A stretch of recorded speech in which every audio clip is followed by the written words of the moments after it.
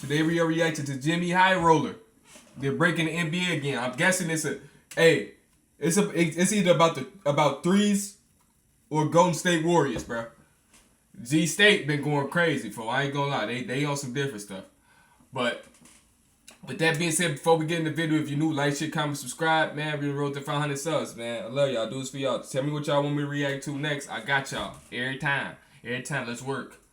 Over the last decade, three-pointers have taken over the NBA. The shot transformed from a gimmick so underutilized that the league had to move the three-point line closer to the hoop just to incentivize teams to take more, to a shot that now determines the outcome of many games. But after an entire era of seemingly exponential growth, recently the barrage of three-pointers appeared to stabilize. In fact, the league had become so saturated with threes that the scales had flipped and two-pointers became slightly more valuable than three-pointers. Just like anything else, something that was good and effective, but only up to a certain point, and that point had been reached. The shot was pushed to its fullest extent, and the three-point revolution had met its inevitable. No, bruh. I ain't gonna lie. It's just the fact that when Curry came in the league and did what he did, only thing people wanted for the time being was threes. They didn't want you to hide. They didn't care about mid-range. You seen the Rockets. They only took layups and threes. That take away a whole dimension of the floor. You know, you're not good to pull up midi is. Check out KD if you don't. Check out Shine Livingston if you don't. Shout out Shine Livingston. That's a legendary pull right there. Check out CB3 if you don't, bro. That opens up the flow so much, bro. That separates a good player from a great player if you're good in that mid range. Curry changed the game so much that you can pick the NBA just from being a spot up 3-point shooter game. Literally that game. But let's continue. Conclusion. Except it didn't. This season, teams across the NBA are shooting more threes than ever before. Some teams with the majority of all of their shots being taken from beyond the arc. A new generation of stars more trigger-happy from three than the players that came before them. Yeah, when Wemby hit that many threes, I was watching it off that 50-point game. I'm like, he probably can break the record if he really want to. Because who can really contest his jumper for real? Because if they get too close, he right by him. You seen him pump faking and driving, bro. Wemby low-key crazy with it right now. That feel like one long three-point contest. Is the NBA on a path to being a league featuring exclusively long balls, layups, and nothing else? Well, in 2015, right about the time the league began to shift away from the basket, Steph Curry attempted 8 three-pointers per game, the highest total in the league that season, and just the 5th player in NBA history to attempt at least 8 threes a game. By the next season, 3 other players joined him as ultra-high-volume three-point shooters. Shooting 11 threes a game is crazy. But by 2020, the number of players across the league attempting at least 8 threes a game jumped to 15. That man Hard was on a different level, gang. He just chucking. And them was high quality looks too, because they didn't want to foul him, bruh. The three-point revolution was long in effect by this point, and it would remain at this level for the next few seasons. The league seemingly finding its equilibrium on threes and how many are even worth taking. Until this season, where there are 24 players in this man LaMelo shooting 13 threes a game. Yeah, I know what I'm doing on my over and under. But don't gamble, y'all. I haven't gambled in a minute, but if I do, make a bet. Because I still got some bonus bets I got. So, I know what I'm doing. This man LaMelo taking 13 threes a game. NBA, who are attempting what was once considered a historic amount of threes just a decade ago. Something is changing in the NBA right now. Are we nearing the end of the three-point era, or are we just getting? Nah, we gotta look at pace, bro. Cause I ain't gonna lie, a lot of these teams get this off of pace. Quick offense. The defense ain't set, bro. That freelance movement on that quick offense, bro. They be chucking. They be chucking, bro. I dropped my phone again, folks. This was me, struggling to keep up with posting consistently on YouTube and getting less views than normal, until I found... Today's video is brought to you by SeatGeek. Sorry, I'm not watching this bad game. Geek. The Seat is complete. In 2016, the Golden State Warriors completely redefined how basketball is played. For the first time, a team that centered their offense around the three ball proved that it can be a championship-winning strategy. And they weren't just a three-point oriented team, they were the three-point team. They bucked age-old notions of what great basketball could look like. Their star duo, named Man, I'm mad I wasn't really watching the NBA like that. Like I would tune in sometimes, but I wasn't really watching the regular season like that. And I know them Warriors was different, bro. I know them Warriors was different. after their shooting abilities, the most influential team of our generation. That season, the Warriors shot 31.6 three-pointers per game, the second most of any team in league history and by far the most of any true championship caliber team. This season, every single team in the NBA attempts more threes a game than the 20. Bro, they throwing up 50 threes a game. Really think about that. They throwing up 50 threes a game. And they can though. They literally can. I hate the Celtics, bro. Celtics, I don't like you, bro. I really don't. 16 Warriors did. Their influence reshaping the league far more than anyone could have anticipated. But teams aren't just shooting more threes than ever before. They are approaching the point where the majority of all shots taken in a game are three-pointers. Here's a game between the Hornets and the Celtics. And with 10:36 left in the third quarter, Jason Tatum attempts a three. The Hornets come back and attempt a three as well. Celtics turn it over, Hornets attempt a three. Celtics come down and attempt another three. Hornets come down and attempt a three, followed by a Celtics three. Be honest, y'all. I didn't watch this game. Is this enjoyable to y'all? Is this enjoyable? I gotta really think about that. Because it just seemed like they... I don't know how I feel watching that game. I'm not gonna lie. Followed by a Hornets three, followed by another three. Celtics switch it up for a moment with a layup, and then right back to a Hornets three. Turnover, Hornets three, Celtics three, Hornets three, Celtics three. This was this can't. That's not real, folks. That's a not real real. sequence in an NBA game. This actually happened. A 4-minute stretch where both teams combined for nearly 14 consecutive three-point attempts if it wasn't for an easy layup at the rim. This is insane, and it's not even out of the ordinary this season. Here's another sequence between the Celtics and the Knicks. Now, this was already a blowout, so you never know what you're gonna get in these situations. But Dang, I ain't gonna lie. I can see why people saying the NBA dead. If this really happening. Back then, you used to really see people use their bag like for real. MJ going in the post fade, little dream shake or something like that. But now it just sets to get threes, bro. That is actually crazy. But I ain't gonna sit here and say it's a bad thing because these are the best shots statistically, bro. But I want to watch people go crazy, folks.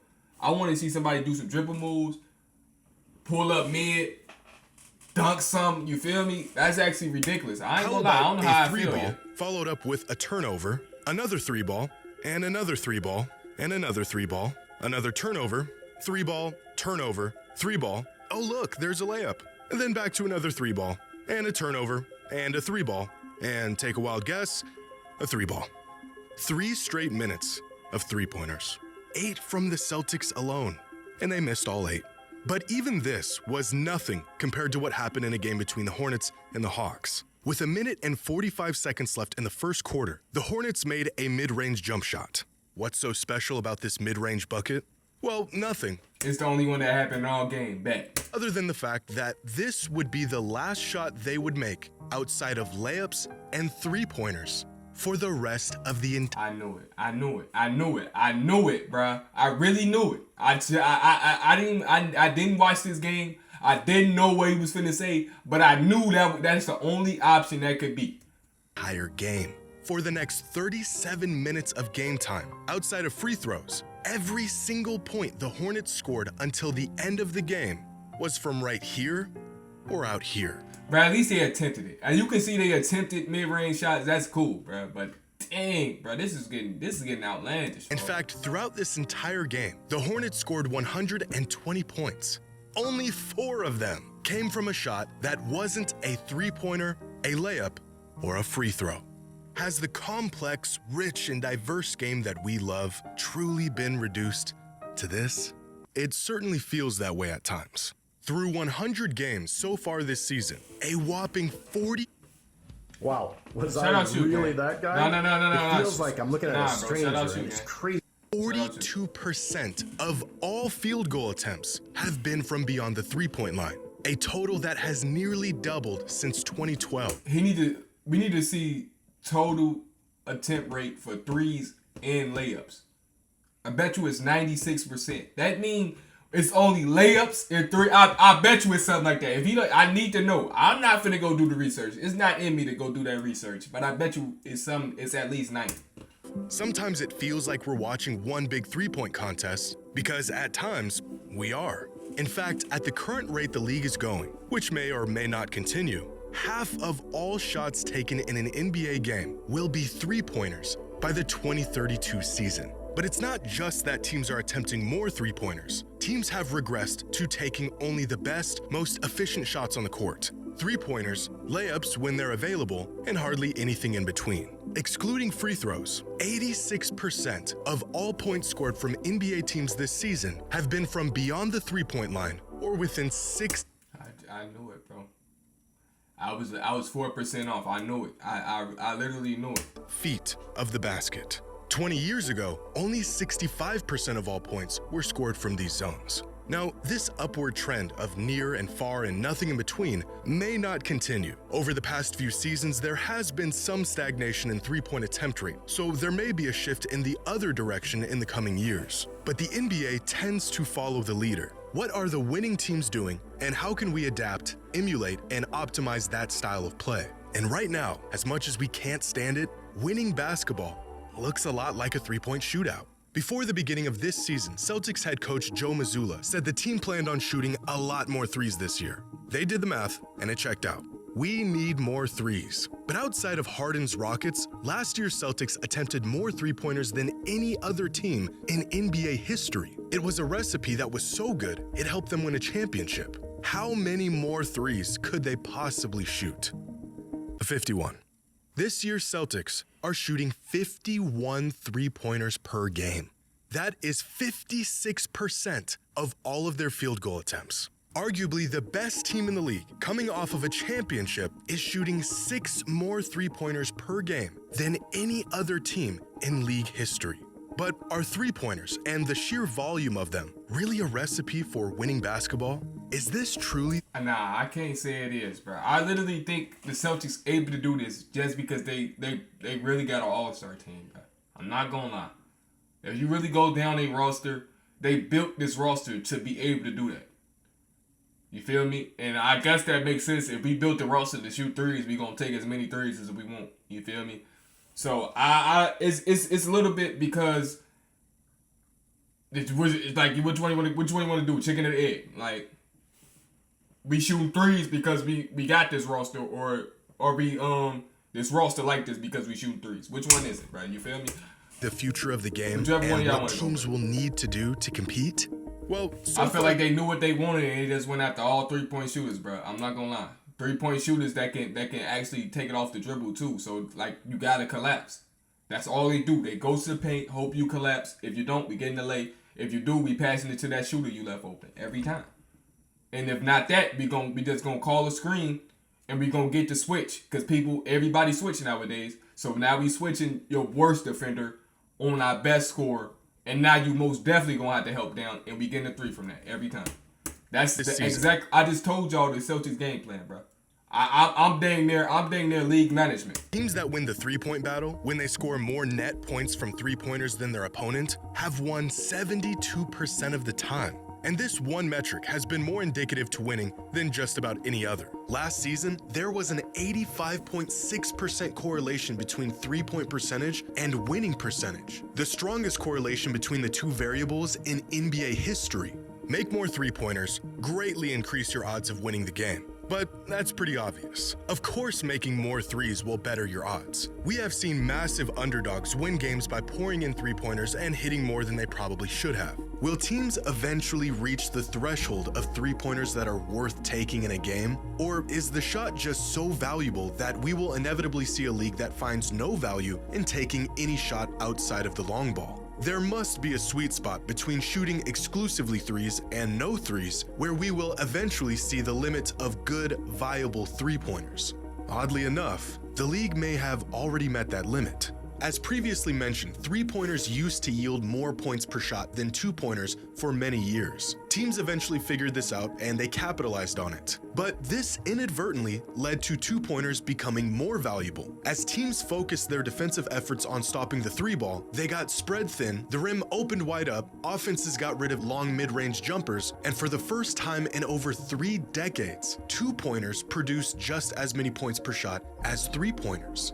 How do we know if or when teams are shooting too many threes? Well, intuitively, it would be at the point where three-pointers lose their statistical advantage over twos, which has already happened. The problem of too many threes has already statistically corrected itself. But despite this, the Celtics And people go and do this butchery. Nah, that ain't right there. That's you're looking at the numbers all the way wrong. You just explained why it's happening. Twos only became more valuable because people focus on the threes. If you go back to doing twos, the three is going to be more valuable. So I don't know what you're supposed to do exactly, but going back to twos ain't gonna help you, gang. I ain't gonna lie. They see you only taking twos, they gonna leave that three open again. So it don't matter. Oh, you know what? We need to change the whole product page. Celtics and many other teams are committed to shooting more threes than they previously did. They are aware of the data, and they still decided that upping their three-point rate is the answer. Steve Kerr has said that it would be hard for the Warriors to compete without shooting a high volume of threes. Mike Budenholzer said he thinks the sport is in a good place, and that threes create more space to be more athletic and dynamic going to the basket. Devin Booker, a player who utilizes and values the mid-range game as much as any player in the league, said the volume should be up. Attempting the three-point shot, not even making it, stretches out the defense and opens up better looks throughout the game. Teams know that the two-pointers today aren't as valuable as they are in spite of threes. Two-pointers today have become so valuable because of threes. As Devin Booker stated, even when they aren't going in, the spacing and ball movement that three-pointers provides to teams creates an incredible advantage compared to any other shot. In fact, it's no coincidence that points per shot on two-pointers began to climb rapidly at the same exact time as the three-point revolution. When you force teams to guard the three, you also force them to give up the two. This whole time we've... As I said, bro, it just don't make... I just don't know what you're supposed... See, I know what it is, bro. I just don't know the proper way to fix it, gang. You feel me? Like, if you go back to twos, the three gonna open up again. If you go back to if you stay on threes, the two's gonna be open. So... I don't know what you're supposed to do for it. Been watching these games thinking teams are shooting way too many threes. And all along, they weren't just shooting threes because they're worth more points. They've been shooting more threes to create more points in other areas. The direct benefits of volume three-pointers actually plateaued quite a while ago. Teams aren't yielding more points per shot on threes today than they did a decade ago. But the indirect benefits of volume threes continues to grow the more teams make and take them. Which means, in theory, the number of threes we're seeing teams take could continue to climb, despite the fact that they are already at the peak of their direct statistical advantage. But nah, I ain't gonna lie, diminishing returns, bro. I ain't gonna lie. How many threes can you take before it's just like you wasting shots? You feel me? You just wasting shots at this point. This could have been used as a better. You feel me? The team already know you want to shoot a lot of threes. You feel me? 50 to 60 ain't gonna really do nothing. We know you taking a lot of threes. That's more than half your shots already. So we gonna guard the three the same way we guard it anyway. just how much further could this go?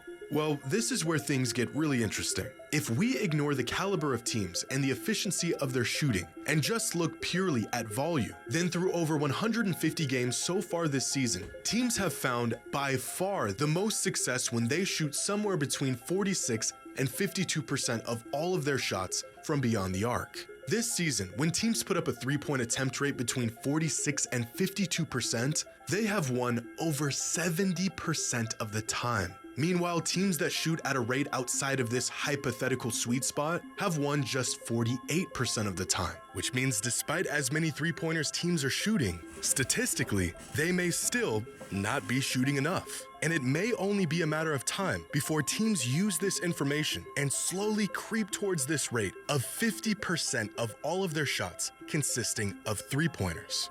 Last week, Nick Wright had a great monologue discussing the advantages of volume three-point shooting and how teams who can design an effective offense built around them have an incredible statistical advantage.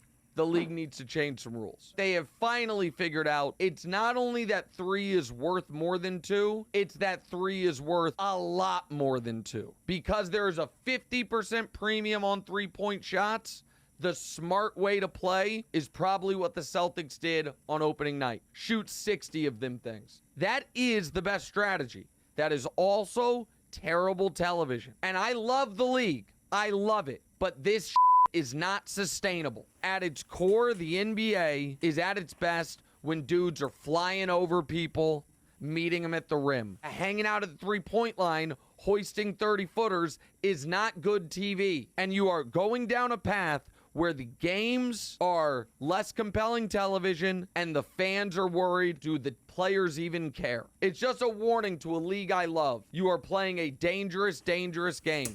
I've been feeling the same way. Like once Jimmy talked about like literally 14 plays straight, I think he said 4 minutes straight of straight threes, bro.